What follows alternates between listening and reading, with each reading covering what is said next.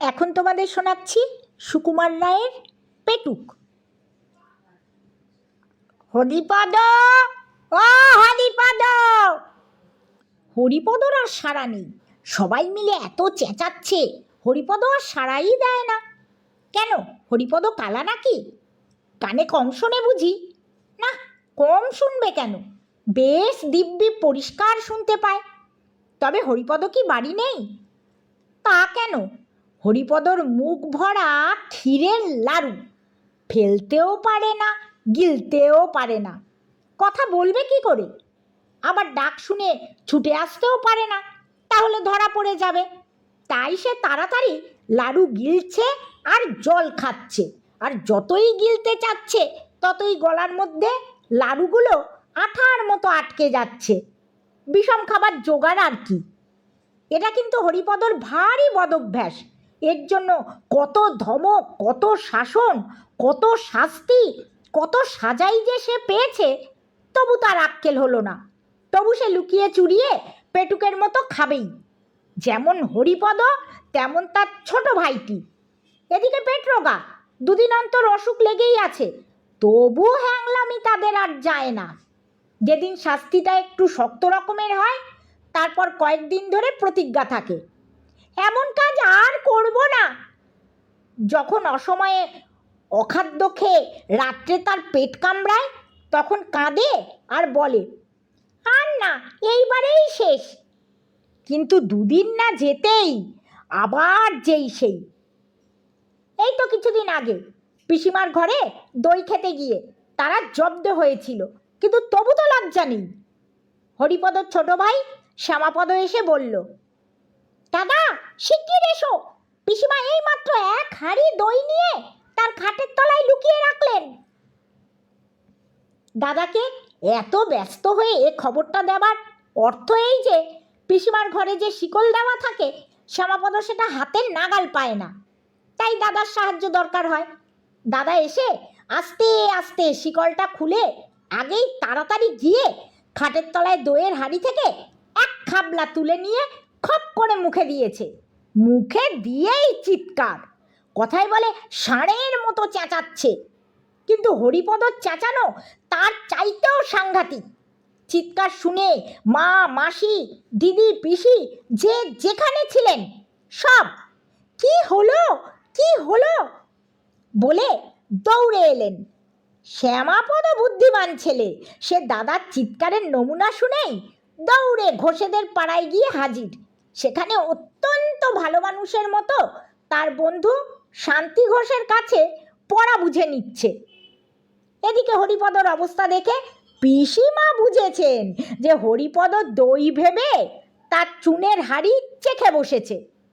তারপর হরিপদর যা সাজা, এক সপ্তাহ ধরে সে না পারে চিবোতে, না পারে গিলতে। তার খাওয়া নিয়েই এক মহা হাঙ্গামা। কিন্তু তবু তো তার লজ্জা নেই। আজ আবার লুকিয়ে কোথায় লাড়ু খেতে গিয়েছে। ওদিকে মামা তো ডেকে ডেকে সারা। খানিক বাদে মুখ ধুয়ে মুছে হরিপদ ভালো মানুষের মতো এসে হাজির। হরিপদর বড় মামা বললেন,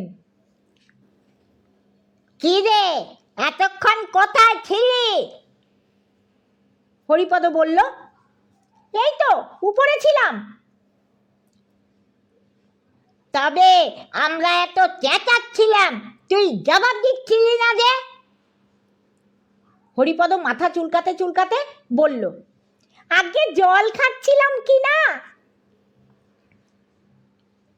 শুধু জল না কিছু স্থল ছিল? হরিপদ শুনে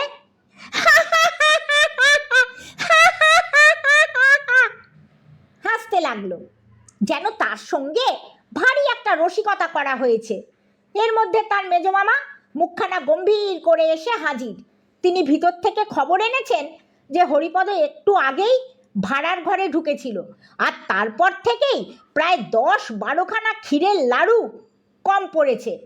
তিনি এসেই হরিপদর বড় মামার সঙ্গে খানিকক্ষণ ইংরাজিতে ফিসফাস কি যেন বলা বলি করলেন। তারপর গম্ভীরভাবে বললেন, বাড়িতে ইঁদুরের যেরকম উৎপাত, ইঁদুর মারবার একটা কিছু বন্দোবস্ত না করলে আর চলছে না। চারদিকে যেরকম প্লেগ আর ব্যারাম, এই পাড়াশুদ্ধ ইঁদুর না মারলে আর রক্ষা নেই। বড় মামা বললেন, হ্যাঁ, তার ব্যবস্থা করা হয়েছে। দিদিকে বলেছি সেকো বিষ দিয়ে লাড়ু পাকাতে। সেইগুলো একবার ছড়িয়ে দিলেই ইঁদুরের বংশ নির্বংশ হবে। হরিপদ জিজ্ঞেস করল, লাড়ু কবে পাকানো হবে? বড় মামা বললেন, সে এতক্ষণে হয়ে গেছে। সকালেই টেপিকে দেখছিলাম এক থালা ক্ষীর নিয়ে দিদির সঙ্গে লাড়ু পাকাতে বসেছে। হরিপদর মুখখানা আমশির মতো শুকিয়ে এলো। সে খানিকটা ঢোক গিলে বলল, সেকো বিষ খেলে কি হয় বড় মামা? হবে আবার কি, ইঁদুরগুলো মারা পড়ে, এই হয়। আর যদি মানুষ এই লাড়ু খেয়ে ফেলে? তা একটু আধটু যদি খেয়ে ফেলে তো নাও মরতে পারে। গলা জ্বলবে, মাথা ঘুরবে, বমি হবে, হয়তো হাত পা খিঁচবে। আর যদি একেবারে 11টা লাড়ু খেয়ে ফেলে? বলেই হরিপদ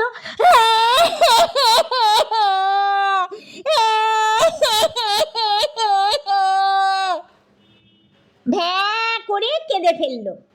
তখন বড় মামা হাসি চেপে অত্যন্ত গম্ভীর হয়ে বললেন, বলিস কি রে, তুই খেয়েছিস নাকি?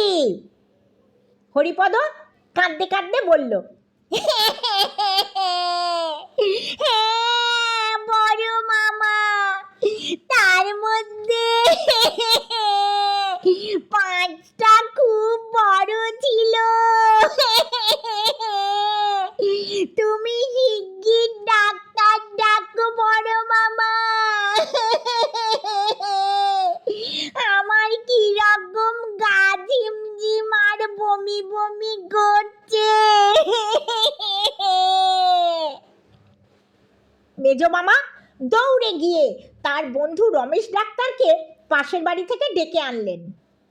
তিনি প্রথমেই খুব একটা কড়া রকমের তেতো ওষুধ হরিপদকে খাইয়ে দিলেন। তারপর তাকে কি একটা শুকতে দিলেন। তার এমন ঝাঁঝ যে বেচারা 2 চোখ দিয়ে দরদর করে জল পড়তে লাগলো। তারপর তারা সবাই মিলে লেপ কম্বল চাপা দিয়ে তাকে ঘামিয়ে অস্থির করে তুললেন। তারপর একটা ভয়ানক উৎকট ওষুধ খাওয়ানো হলো। সে এমন বিস্বাদ আর এমন দুর্গন্ধ যে খেয়েই হরিপদ ওয়াক ওয়াক করে বমি করতে লাগলো। তারপর ডাক্তার তার পথ্যের ব্যবস্থা করে গেলেন। 3 দিন সে বিছানা ছেড়ে উঠতে পারবে না, চিরতার জল আর সাগু খেয়ে থাকবে। হরিপদ বলল, আমি উপরে মার কাছে যাব।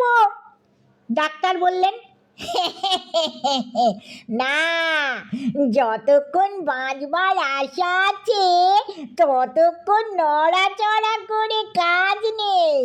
ও আপনাদের এখানেই থাকবে। বড় মামা বললেন, হ্যাঁ, মার কাছে যাবে না আরো কিছু? মাকে এখন ভাবিয়ে তুলে তোমার লাভ কি? তাকে এখন খবর দেবার কিছু দরকার নেই। 3 দিন পরে যখন সে ছাড়া পেল তখন হরিপদ আর সেই হরিপদ নেই। সে একেবারে বদলে গেছে। তার বাড়ির লোকে সবাই জানে হরিপদর ভারী ব্যারাম হয়েছিল। তার মা জানেন বেশি পিঠে খেয়েছিল বলে হরিপদর পেটের অসুখ হয়েছিল। হরিপদ জানে সেকো বিষ খেয়ে সে আরেকটু হলেই মারা যাচ্ছিল।